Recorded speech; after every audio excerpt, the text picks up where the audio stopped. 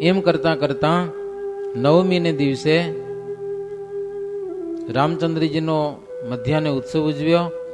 રાત્રિ 10 ઘડી વીતી થતા સંત હરિભક્તો શ્રીહરિનો જન્મોત્સવ વિધિ પ્રમાણે કર્યો.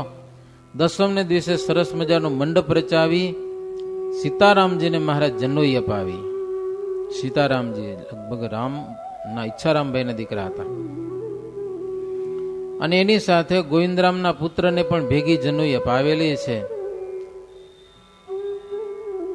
અને બીજા 2 હતા અયોધ્યાથી આવેલા પરાગ અને દ્વારકા, એ 4 જણાને મહારાજ જગનોપવિત સંસ્કાર કરેલો છે.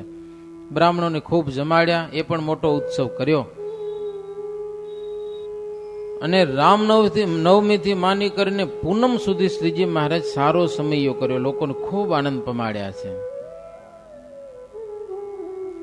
હોત ભય મહા આનંદકારી શ્રવણ કરત રહે નરહી નારી. મહારાજ વાતો કરતા રહે ને એ બધા પ્રેમથી સાંભળતા જ રહે. અને 6 દિવસમાં મંદિરની આગળ એક મંડપના ચોતરાનો આરંભ કરાવેલો. અને 6 દિવસમાં એ સંતોએ બહુ શ્રમ કર્યો, કામ પૂરું કર્યું બધું. આ બાજુ ગોમતી ગળાય ને પરથાર બનાવો તો ભરતી ભરી પડે ને, એ ભરતી ખૂબ ભરી છે. કેટલાક સેવા કરતા હો તો શરીર ગાળાવાળા થઈ જાય. મહારાજને બાથમાં ઘાલીને મળે. મહારાજ કે આ કીચડ નથી, ચંદન છે, ચંદન લ્યો. એ ચંદન લૂછીને મળવા આવશે ને અમે એને નહીં મળીએ કે ગાળાવાળા હોય ને એ ચંદન યુક્ત જે આવશે એને અમે બાથમાં ઘાલીને મળશું કે. અને સેવા કર્યા આવે ને એમને એમ કીચડ લપેટીને આવશે ને એને તો અમે નહીં જ મળીએ કે હા એ નક્કી માનજો. એમ શ્રીજી મહારાજ સંતો ભક્તજન મળતા ને એવા આનંદ પમાડતા. એમ કરતા શ્રીનગરના દુર્લભ સાહેબ એને હવે વિલાયત જવાનું થયું. લંડન થી આવ્યા હતા તો જવું પડે. એ દુર્લભ સાહેબ લંડન ગયા છે. ત્યાં કને ત્યાંનો જે અધિપતિ મેન રાજા એની આગળ જઈને કીધું કે ભારત દેશમાં આપણું નીતિવાળું રાજ્ય સરસ જામ્યું કે સારા સમાચાર દીધા. અને નીતિને લીધે દિવસે દિવસે આપણું રાજ્ય સુધરતું જાય છે. અને કેટલીક મહારાજની પણ વાત કરી છે, સ્વામિનારાયણ ભગવાનની.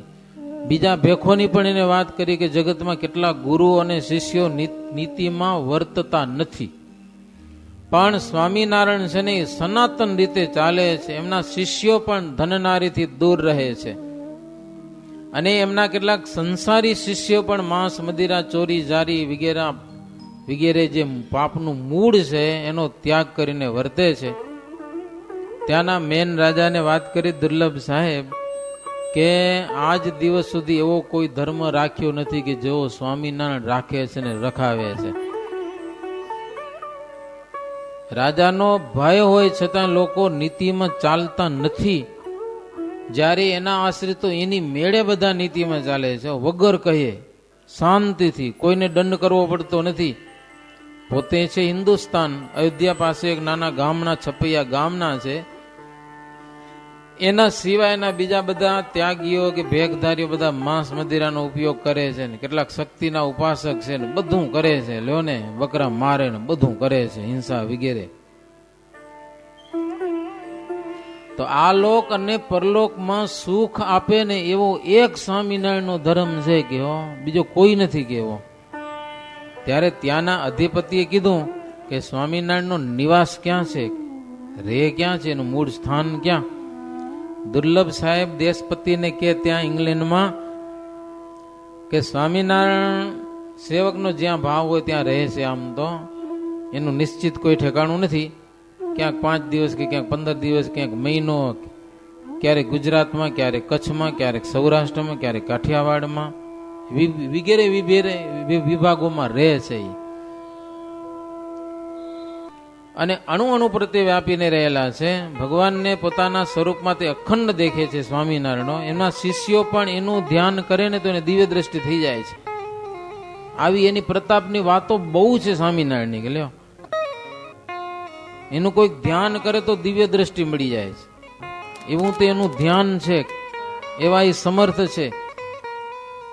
ત્યારે ત્યાંનો રાજા ઇંગ્લેન્ડનો એ પોતાના ગુરુ હશે ને પાદરી, એને કીધું કે એવા સ્વામિનારાયણ હો ને તો તમે મળવા જાઓ ભારતમાં, અહીંયાથી કે હો, એના ગુરુ પાદરીને કે, અને ભારતમાં જ્યાં સ્વામિનારાયણ હોય ને ત્યાં જઈને એને તમે મળજો, એટલું ખાસ પૂછજો કે એનો દેશ કયો છે, એ કયા ગામના છે, કોણ મા બાપ છે, વગેરે વગેરે વાત પૂછી અને લખી આવજો પાછી. લો મારે એને જાણવું છે કે લ્યો, આવા સમયમાં જનોને આવી સદબુદ્ધિ દે છે એવા ગુરુ ક્યાંય સાંભળ્યા નથી. કે ઇંગ્લેન્ડનો રાજા કે પોતાના શિષ્યોને સદબુદ્ધિ અને નીતિ આપે છે, અને પોતે બ્રાહ્મણમાં જન્મ લીધો છે છતાંય કેટલાક લોકો એનો દ્વેષ પણ કરે છે. દુર્લભ સાહેબે બધી વાતો કરી હતી વિસ્તારથી. બ્રાહ્મણ છે છતાંય એનો કેટલાક દ્વેષ કરે છે, પોતે પાપમાં પ્રવર્તતા હોય છે છતાંય આવા નીતિવાળાનો દ્વેષ કરે છે. એ એક આશ્ચર્ય જેવું તો છે. અને સ્વામિનારાયણ પોતે સાધુ છે કે ભાઈ દીક્ષિત છે, સાધુ હોવાથી લોકોના કુવચન સહન કરે છે, નહીતર એવા પુરુષ સહન ન કરે, પણ પોતે સાધુ છે એટલે સહન કરે છે. અને મન કર્મ વચને નારી ધનનો ત્યાગ રાખે છે. માટે કોઈક શ્રેષ્ઠ સાધુ છે કે એમને ખાસ મળજો, પાદરીને કે પોતાના. એમ કહીને દેશપતિએ પાદરીને જતા આવતાની બધી ખર્ચી આપ્યો, વાણમાં જવા આવવાનો ટોટલ ખર્ચો આપ્યો. અને એ ત્યાંના રાજાના પાદરી, એને પણ એ લોકો સાહેબ કે, મોટા સાહેબ કે. વાણમાં બેસી અને મુંબઈ આવ્યા, ત્યાંથી વડોદરા આવ્યા છે.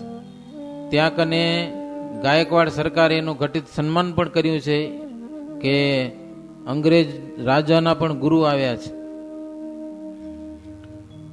સરકાર કે કારભારી જે હા, નારુ પંત નાના જે તે હા, સ્વામિનારાયણ કેવું તાઈ, સેવક રહાએ પ્રસિદ્ધ વાઈ, પાદરી કે તે ગુરુ જેહી, નારુ પંત સે પૂછત હી તેહી, સ્વામિનારાયણ ગુરુ તુમારે, કહાં રહે મિલના હૈ હમારે. વડોદરાના રાજાના કારભારી નારુપંત નાના, એ સ્વામિનારાયણના પરમ ભગત, તિલક અને ચાંદલો. પાદરી ખુશ થઈ ગયા, જેને મળવા આવ્યા છે એના શિષ્ય મળી ગયા આપણે અહીંયા કને. એટલે પૂછ્યું તમારો ગુરુ ક્યાં છે? ઇંગ્લેન્ડ થી આવ્યો છે એને મળવા માટે. લો અંગ્રેજ ત્યાંના રાજા કીધું સ્વામિનારાયણને ખાસ મળી આવો, ભારત દેશમાં આવ્યો છું. નારુપંત કે તમે અત્યારે નડિયાદમાં જાઓ, કે રહે છે વડતાલમાં, વડતાલ ગામ બહુ નાનું હશે, નડિયાદ જાઓ એટલે નજીક વડતાલ છે, તમને ત્યાં મળશે કે. પછી પાદરી સીધા નડિયાદ આવ્યા છે. ત્યાં સરકારી મોટા બંગલામાં એને, કારણ કે આ તો અંગ્રેજ રાજાનો પણ ગુરુ, બહુ સન્માન, મોટા બંગલામાં નિવાસ આપ્યો. સ્વામિનારાયણના સમાચાર પૂછ્યા. લોકો કે હમણાં સુધી તો વડતાલ હતા, પણ અત્યારે વડતાલ નથી, ક્યાં ગયા ખબર નથી કે લ્યો. એટલે પાદરીએ પત્ર લખી અને માણસને મોકલ્યો, સ્વામિનારાયણ ગમે તો હોય એને શોધો, અમે સાહેબના ગુરુ છીએ, તમને મળવા માટે આવ્યા છીએ. તમને જાણ્યા વિના કોઈ પણ બાબત કરવી અઘટિત છે, કે પેલા તમને મળવું પડે કે તમે ખરેખર સાચા છો કે ખોટા છે, કોણ છો, એ મળ્યા પછી બીજી વાતો કરીએ. તમારી મરજી હોય તેમ અમે કરીએ. એટલે એને ભાવ એવો હતો, સાચા ખોટા બીજા નંબરની વાત છે, વાતો સારી સાંભળી છે તમારી, પણ ડાયરેક્ટ તમારી પાસે મળવા આવું એ અમને યોગ્ય નથી લાગતું, એટલે રજા મેળવીએ છીએ. જો તમારી ઈચ્છા હોય તો તમારી પાસે આવીએ, અને તમારી ઈચ્છા થતી તો અમારી પાસે આવો, જેવી આપણી મરજી. એ મોટો માણસ છે ને, પાદરી છે, ઇંગ્લેન્ડના રાજાનો પાદરી છે, એટલે તમારી મરજી વિના અમે કરીએ તો સારું ન લાગે, પણ મળવું જરૂર છે તમને, જેમ તમે કયો એમ કરીએ. મરજી હોય એ પ્રમાણે તમે લખજો સામા પત્રમાં. શ્રીહરિએ ગામના પટેલને તથા મુક્તમુનિ, બ્રહ્મમુનિ અને નિત્યમુનિને બોલાવીને કીધું, આ કાગળ મહારાજ પાસે આવ્યો. મહારાજ કાગળ વાંચ્યો. મહારાજ કહે ઇંગ્લેન્ડથી કે પાદરી મળવા આવ્યા, આપણે શું કરશું કયો? બહુ મોટો માણસ કહેવાય. તમે કયો એવી રીતે આપણે પત્ર લખીએ. આ બધા સંતોને મહારાજ પૂછ્યું. ગામના પટેલને સંતો વિચારીને બોલ્યા કે મહારાજ એવો મોટો માણસ હોય તો આપણે ત્યાં જવું સારું લાગે. મહારાજને કે તમને કેમ લાગે? હે, આપણે એને બોલાવીએ. એક વાત તો એવી પણ કહેવાય કે બોલાવીએ તો વળી આપણે એની સગવડ બધી કરીએ, મોટા માણસને હાંચવો ને એવું દી. એના કરતા આપણે પહોંચીએ તો કઈ માથાકૂટ નહીં, આપણું સન્માન કરે લ્યો. એટલે ગામના પટેલ ને બધા સંતો કે મહારાજ અમને સારું લાગે છે કે, અને એક રીતે પાછું આપણે હાલીને જઈએ એટલે એ ખુશ થાય પાછો કે હામીને હામે મળવા આવ્યા એમ બોલાવી એના કરતા. એટલે પાદરી સાહેબ ખુશ થશે આપણે ત્યાં જઈએ. મહારાજ કે બહુ સરસ. અને મહારાજે પત્ર લખી મૂક્યો કે અમે તમારી પાસે આવશું, તમે જે કયો એ સમય. જો કે મહારાજ થોડોક ટાઈમ પણ લખ્યો એમાં, આ દિવસે અમે આટલા વાગે તમને મળી શકશું, બાકી તમે જેમ કોઈ પ્રમાણે અમે તમારી પાસે મળવા આવશું. 1.5 પોર દિવસ ચઢશે ત્યારે મળવા માટે આવવાનું એમાં લખ્યું છે પત્રમાં. પત્ર પાદરી પાસે પહોંચ્યો. પાદરીએ પત્ર વાંચ્યો. વાંચીને ખુશ થયો. સ્વામિનારાયણ કાગળમાં લખ્યું છે, વાંચીને એને મજા આવી ગઈ લ્યો. જેવું એના મનમાં ઈચ્છા હતી ને અહીંયા આવે તો મહારાજ કે અમે આવશું, એ સાચું પડ્યું. પછી મહારાજ સમય લખ્યો તો 1.5 પોર ચડતા આપણે બરાબર નવરા થાય. આપણે ટાઈમ જ હોય એવો ટાઈમ લખ્યો પાછો. આપણે ટાઈમ હોય ને એવો ટાઈમ લખ્યો છે પત્રમાં મળવા માટેનો. એમ સમય પણ બાદ ના આવે એવો સારો છે. અને શ્રીહરિ નડિયાદ જવા માટે તૈયાર થયા. તે દિવસે મહારાજ સવારમાં જમી લીધું. પછી હા જદી વાંધો જ નહીં. સવારમાં જ દૂધપાક, પૂરી, ભજીયા, શાક, દાળ આ બધું સવારમાં જમી. સાથે હાલનારા હતા બધા, એને પણ બધાને જમાડ્યા. થોડાક સંતોને ભક્તોને લીધા. પછી શ્રીજી મહારાજ નડિયાદ આવ્યા છે. એ હરિભક્તો સન્મુખ આવ્યા. મહારાજનું સ્વાગત સન્માન કર્યું છે. સીધા મહારાજ ત્યાં ગયા નથી. ગામની બારે સરસ મજાનું ઝાડ, એના નીચે ઓટો હતો ને ત્યાં મહારાજ બેઠા. મહારાજ કે પાદરીને હજી સમાચાર પહોંચાડો. એટલે કુબેરસિંહ છડીદાર એ ગયા છે સાહેબ પાસે. સાહેબને કીધું સ્વામિનારાયણ ગામની સમીપે આવ્યા અને બેઠા છે, તમારી મરજી હોય ને ત્યારે મળવા આવે. કે ઘણા બધા શિષ્યો ત્યાં કને ભેળા થયા છે એમના, અને વાજતે ગાજતે પૂરમાં લઈ પણ આવ્યા છે, પણ બહાર બેઠા છે. તમારી રજા વિના વાજતે ગાજતે આવું ઘટિત નહીં. કે એટલે તમે કયો એ પ્રમાણે આવીએ. ત્યારે સાહેબ કે 10 વાગે બરાબર આવો. કયો સવારમાં 10 વાગે. અને ત્યાં સુધી તમારા સેવકોની જે ભાવના હોય ને પૂરી કરો, વાંધો નહીં. સમજ્યા ને? જેમ વાજતે ગાજતે જે કરવું હોય તે કરો. તમારા શિષ્યોની ભાવના પૂરી કરો, બધાને મળી લ્યો. પછી કુબેરસિંહજી મહારાજને બધા સમાચાર દીધા. મહારાજ કે જો તમે વાજતે ગાજતે સામૈયું કરી લીધું છે, હવે સામૈયાને બંધ રાખો. મોટા માણસ પાસે જાઉં, બહુ વાજતે ગાજતે જાઉં એ સારું નહીં. કહો એટલે વાજિંત્રો બધા બંધ કરો મહારાજ, કે આપણે છાના માના જાશું. કોઈ વાજા નહીં લઈ આવશે. આ કઈ પધરામણી કરવા જતા નથી મહારાજ. કે મળવા જઈ રહ્યા. કે પધરામણી હોય તો વાંધો નહીં. કદાચ અમારી યાત્રામાં પહેલા એક ગામ એવું હતું. કયું નામ? નાગપુરની બાજુમાં ગામ કયું નામ ભૂલાઈ ગયો. ત્યાં હરિભક્ત ઠક્કર બધા સમજ્યા, વાગડવાળા. એવા ભાવી પધરામણી કરવા નીકળી ને ગામમાં પગે નહીં, સંતો ગાડીમાં બેઠા હોય અને આગળ નાચતા જાય. જુવાનિયા બધા એવા નાચે ને ઢોલકા વગાડતા જાય, નાચતા વાજતા ગાજતા પધરામણી કરવા જાય. જે ઘરમાં જાય ને એ ત્યાં વાજિંત્રો સહિત કીર્તનો થાય, બધા કીર્તનો ગવાય. અને પછી પધરામણી થાય. વળી બીજા ઘરે જાય તો વળી ત્યાં વાજિંત્રો વાગે. રસ્તામાં વાગતા જાય. આમ એક વારો આખો રાખે. 2-3 પધરામણી હોય ને તો વાજતે ગાજતે નાચતા જાય ને કૂદતા જાય. હવે તો એ આડાવરા થઈ ગયા બધા. હા, જુનારદેવ ગામનું નામ જો હતા. બધા ઠક્કર લોકો હતા, બહુ ભાવી. મહારાજ કે આપણે પધરામણી કરવા નથી જતા, એટલે વાજિંત્ર બધા બંધ રાખી દો. અને બરાબર શ્રીજી મહારાજ 10 વાગે ત્યાં કને પહોંચ્યા. એક્ઝેક્ટ 10 વાગે એને કીધું હતું ને, ટાઈમ ઉપર શ્રીજી મહારાજ ત્યાં કને પહોંચ્યા છે. મહારાજ ઉપર એક છત્ર શોભતું હતું. બજારમાં ઉભેલા એ લોકો મહારાજને હાથ જોડીને પગે લાગતા હતા. રાજદ્વારમાં સરકારી બંગલા પાસે શ્રીહરિ આવ્યા. સાહેબના બોલાવાથી કોટની અંદર ગયા. સાહેબ તરત શ્રીહરિને સન્મુખ આવ્યા છે. શ્રીહરિને ચરણે પોતાની ટોપી અડાડી લ્યો ઉતારીને મહારાજના ચરણમાં. એવી સિસ્ટમ હશે એની. શ્રીહરિનો એક હાથ પકડી અને ઉપયોગી હોય એટલા માણસોને મહારાજને કે તમે લ્યો, બધા નિભાય કે ઉપર સારા સારા માણસો હોય ને એને લ્યો, જેની ઇન્દ્રિયો નિયમમાં હોય ને એને લ્યો કે લ્યો. સાહેબ કે જેની ઇન્દ્રિયો નિયમ હોય ને એને આપણે બંગલા ઉપર આવવા દો, બાકી બધે ભલે ત્યાં હોય બહાર.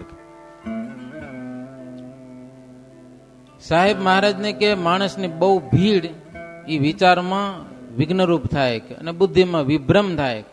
એટલે મહારાજ પછી 5 સંતો લીધા ને 5 હરિભક્તો, મુક્તાનંદ સ્વામી વગેરે 5 મોટા મોટા સંત, દાદા ખાચર વગેરે 4 થી 5 જ હરિભગત બંગલા ઉપર પધાર્યા. ત્યાં મહારાજને માટે હાથીના દાંતથી એવી કોતરવાળીને સરસ મજાની ડિઝાઇન વાળી ખોડસી મહારાજને માટે આપી છે. પોતે એક નાની વાંસની ખોસડી સાદી ખોડસી મગાવી અને એના ઉપર સાહેબ બેઠા છે. અને મહારાજને કુશળ સમાચાર પૂછ્યા અને કીધું, પ્રભુ તમને મળવા માટે અમે વિલાયતથી આવ્યા છીએ, બીજું કોઈ કામ નહોતું, ખાસ તમને મળવા માટે જ ત્યાંના અધિપતિએ અમને મોકલ્યા છે. અહીંયાના દુર્લભ સાહેબે સમાચાર આપ્યા કે અમારો સાહેબ પણ હો પાદરી કે સાચી વાત જાણવાની બહુ એને ઇંતજારી હો, લખી લે વાતો બધી. તમારી દુર્લભ સાહેબે બહુ પ્રશંસા કરી છે અને પ્રશંસા સાંભળીને અમારા સાહેબ બહુ ખુશ થયેલા છે અને ભાવથી તમને મળવા માટે અમને મોકલ્યા છે. સારી સારી વાતો શોધી કાઢી અને સંગ્રહ કરવાનો એનો વિચાર છે. શ્રીહરિ કહે શ્રેષ્ઠ વાત તેમને ગમે છે એ સદબુદ્ધિ કહેવાય. ભગવાનની સાનુકૂળતા છે. સાહેબ કે તમારા ઈષ્ટદેવ હોય કહો. ત્યારે શ્રીહરિ કે ભાગવતના 5મ સ્કંદમાં શ્વેતદીપને વિશે વાસુદેવ નારાયણની મૂર્તિ એક પગે તપ કરે છે ને 2 હાથ ઊંચા કરીને, અને ત્યાંના મુક્તો પણ એની પેટે તપ કરે છે. બીજા કેટલાક ધામોમાં જુદે જુદે રૂપે ભગવાન રહેલા છે. જે ભગવાન જીવને કર્મ ફલ ઘટે તે પ્રમાણે આપે છે. અનંત બ્રહ્માંડના પ્રલય કરતા છે, ઉત્પત્તિ સ્થિતિ પ્રલય વગેરે કરનારા ભગવાન છે. ઈ અમારા ઈષ્ટદેવ છે. તેમની પટ્ટ પ્રતિમા અમે લાવ્યા પણ છીએ. મહારાજ પાસે એક મૂર્તિ ચિત્રેલી હતી ને મોટી, એ મહારાજને બતાવ્યો. ચલો પાદરી કે આ તો અમારે ઈસુ ખ્રિસ્ત ભગવાન જેવા જ છે કે 2 હાથ ઊંચા હોય એના અને એક પગે તપ કરતા હોય. એ કે અમારા ભગવાન જેવા જ તમારા ભગવાન છે, લ્યો. એ પગે લાગ્યો ને હાથ જોડ્યા. બહુ આનંદ થયો. આદરાનંદ સ્વામી જે મૂર્તિ લાવ્યા હતા એ મહારાજ એને દેખાડી છે. એને ખૂબ આનંદ થયેલો છે. કેટલીક વાતો છે એની આવતીકાલે સાંભળીશું. અત્યારે સમય થયેલો છે અને થોડીક બીજી પણ વાત આપણે કરવી છે, એ કરીએ. એવી રીતે 32મો તરંગ થયો. સહજાનંદ સ્વામી મહારાજની જય.